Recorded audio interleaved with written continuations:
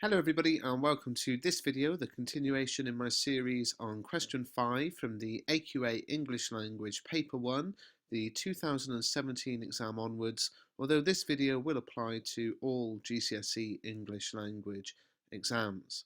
So in question 5 we have a question which is either narrative or descriptive, and in the mark scheme the highest band there is the mention of extensive and ambitious vocabulary. And this is one of the questions that I get asked the most is, how do I improve my vocabulary? So there's no simple answer to this. I'm going to go through a few different approaches in this video. But the first thing to say is that this isn't really a kind of a trick approach where you can throw in 2 or 3 stock phrases or words that you've kind of memorized. We're talking about writing here with an extensive and ambitious vocabulary throughout your piece of writing. And there'll be some of you out there that just naturally do that. You've read a lot of books all your life. Perhaps you write in your own time, and you'll be fine with that.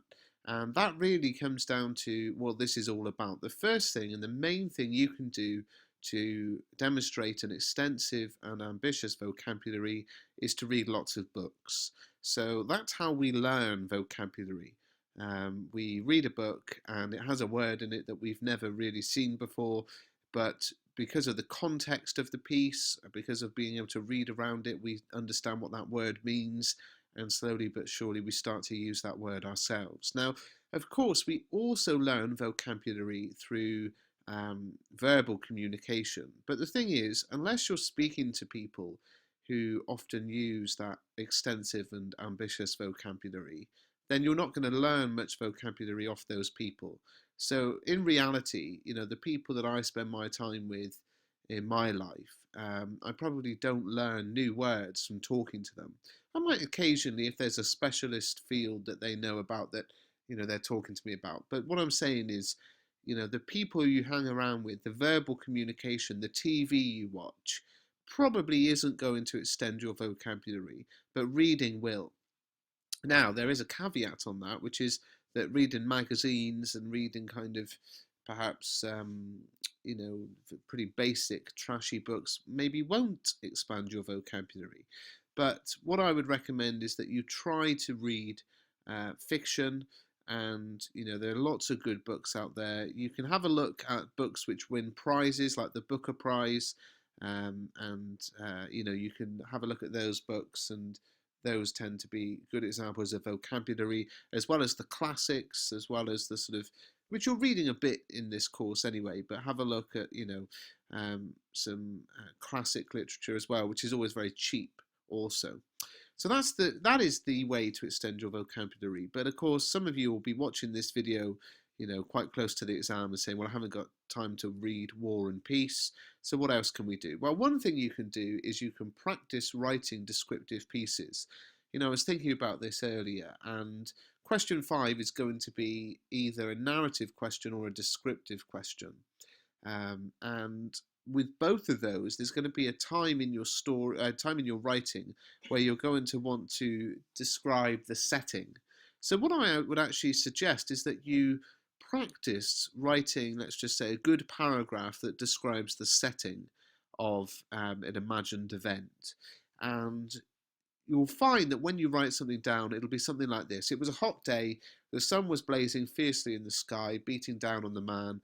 The man strode fiercely down the lane. Now, what happens, and I've worked with a lot of students, I know this happens, is quite often you think, right, I need a good word, and you use a word, and you use it because you also used it before. So the man strode down the lane. Right, I want to put a word in here. I want to put an adverb in. Fiercely, that's a good one. It comes to the top of your mind because you used it earlier. So the first thing to say is be aware of the common mistake of repeating vocabulary. And you can see here that we've got the repetition of the adverb fiercely, but we've also got the repetition of down, and what was the other one? The man.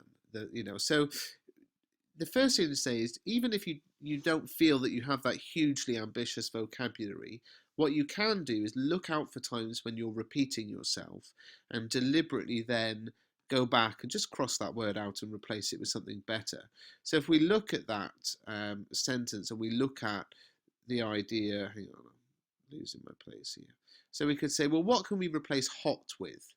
Okay, hot isn't a repeated word, sorry, but it's a very basic word. So you're looking for words that are quite basic that you think I could use a better word. Balmy, B-A-L-M-Y. Balmy would be a good word there. Often these words will be the adjectives, okay? But the problem with that is you don't want to just learn a big list of adjectives, because what will happen is, words are complex and sometimes you can use them slightly out of context and it just doesn't make sense.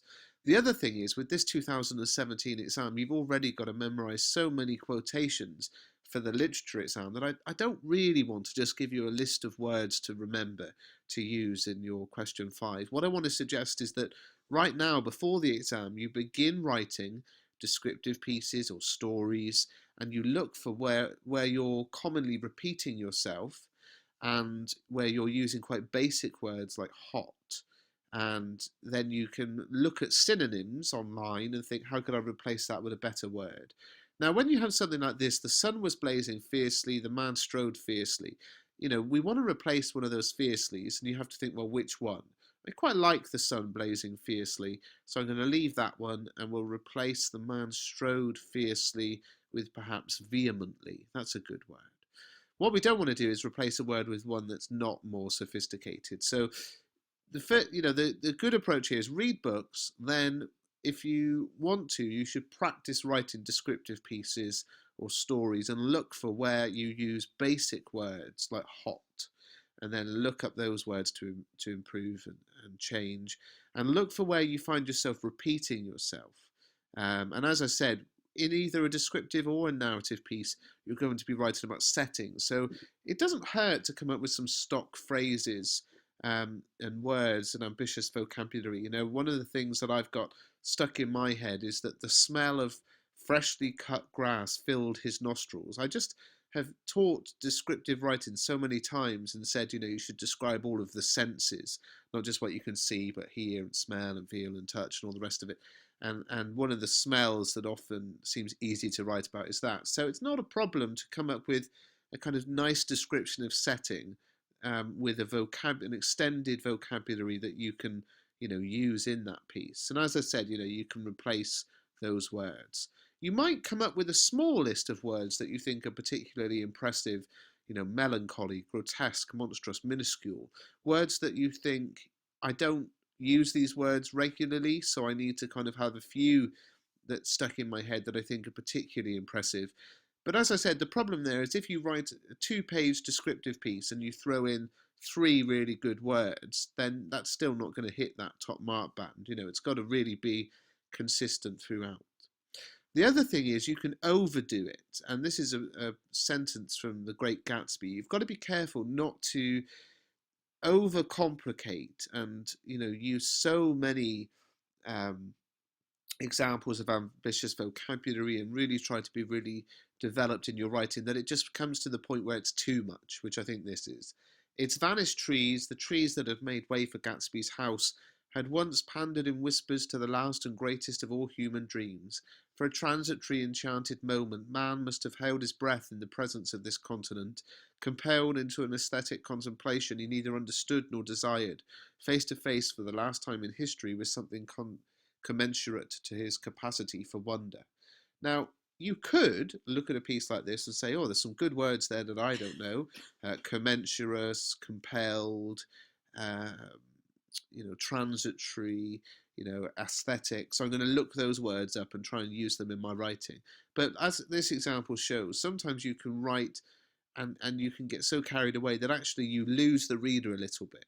So you don't want to kind of overcomplicate. You just want to try to replace basic words, replace repeated words. You'll learn that more extensive vocabulary through reading literature, but you have time before the exam to practice your descriptive writing, to practice your narrative writing, to look for the times you're often using basic and repeated vocabulary, and to look up synonyms for those words. Now, everything I'll go through in this video comes from Mr. Bruff's Guide to English Language, £3.99 at mrbruff.com. Please do pick up a copy.